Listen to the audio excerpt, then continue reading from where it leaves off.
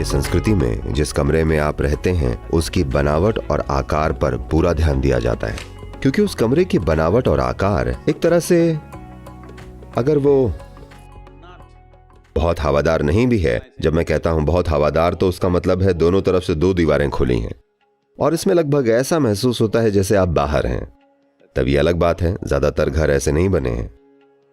तो अलग अलग तरह की बनावटें और आकार अलग अलग तरह की ऊर्जा संरचनाएं बनाती हैं। ये ऊर्जा संरचनाएं अगर ये बहुत तीव्र हो जाएं, तो ये आपकी मनोवैज्ञानिक और भावनात्मक स्थिति को तय कर सकती हैं, जो उसमें या तो सहायक हो सकती हैं या एक रुकावट बन सकती हैं, जैसा आप होना चाहें।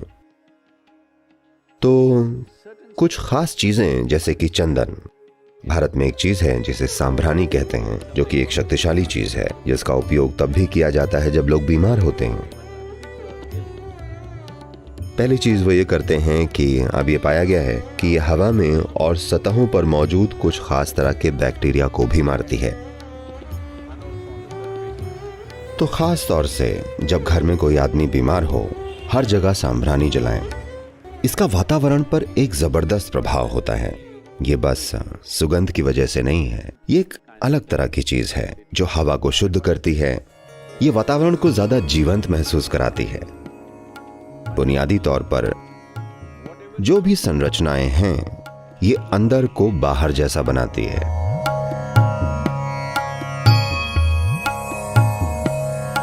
घर में बस हल्की सी सांभरानी आपको अंदर होने के बावजूद भी बाहर जैसा महसूस करवाएगी, क्योंकि ये एक अनिर्मित जगहें हैं।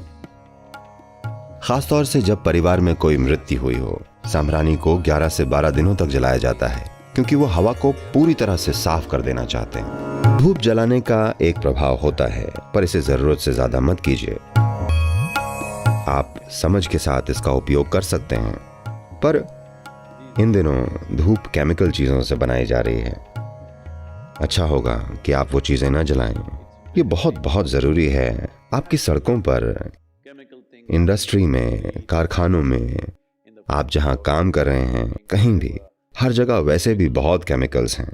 कम से कम अपने घर के अंदर केमिकल से बनी धूप मत जलाइए, क्योंकि मुझे लगता है कि 70 से 80% जो धूप आज बाजार में उपलब्ध है केमिकल है। जलाने से पहले इसे चेक जरूर करें।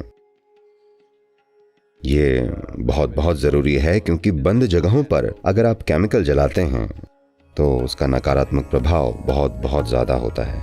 तो ये प्राकृतिक राल का तेल या दूसरे ऐसे पौधों से बने तेल और चीजों की बनी हुई होनी चाहिए। तो ये फर्क ला सकती है, हल्का सा फर्क। अगर आपको इस तरह का अंतर चाहिए तो ये निश्चित रूप से मददगार हैं।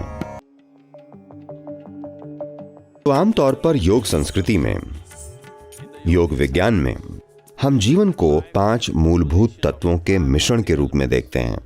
पृथ्वी, अग्नि, जल, वायु और आकाश। इनमें से अग्नि इस जीवन को बनाने में एक बहुत महत्वपूर्ण पहलू है। तो इस जीवन के होने में अग्नि को एक महत्वपूर्ण तत्व माना जाता है। बस यही एक चीज नहीं है, सभी 5 जरूरी हैं।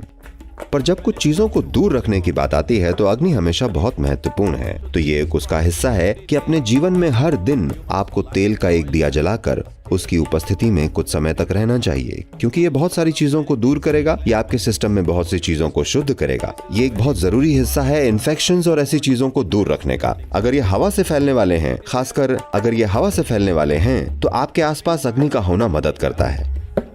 किसी तरह का एक दिया आपके आसपास कहीं आपके नजदीक जलता हुआ होना चाहिए। ये आपके लिए अद्भुत चीजें करेगा। ये प्रयोग करके देखिए।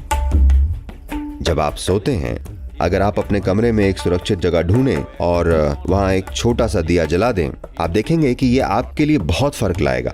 बस उस अग्नि की उपस्थिति में रहना एक बहुत बड़ा अंतर लाता है।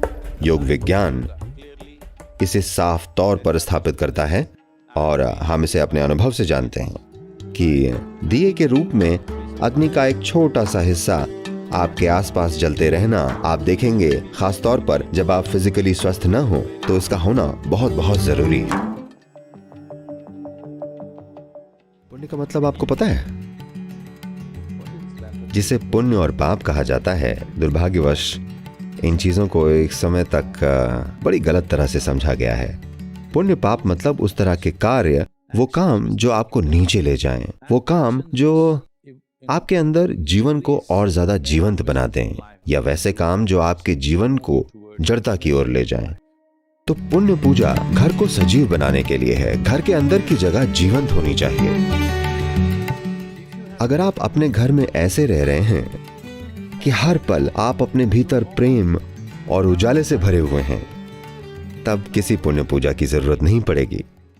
पर आज आपने ऐसे घर बनाए हैं जो इतने बड़े हैं, बस उनमें रहकर उन्हें जीवंत बनाना बहुत मुश्किल होगा।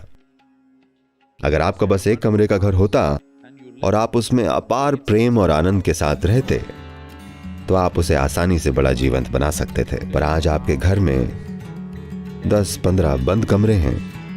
किसी भी इंसान के लिए इसे जीवंत रखना बहुत कठिन है। अगर बीच बीच में आप इसे सजीव नहीं बनाते, तो धीरे धीरे घर के कुछ हिस्से ऐसे हो जाएंगे कि आपको वहां जाने पर ताबूत जैसा महसूस होगा।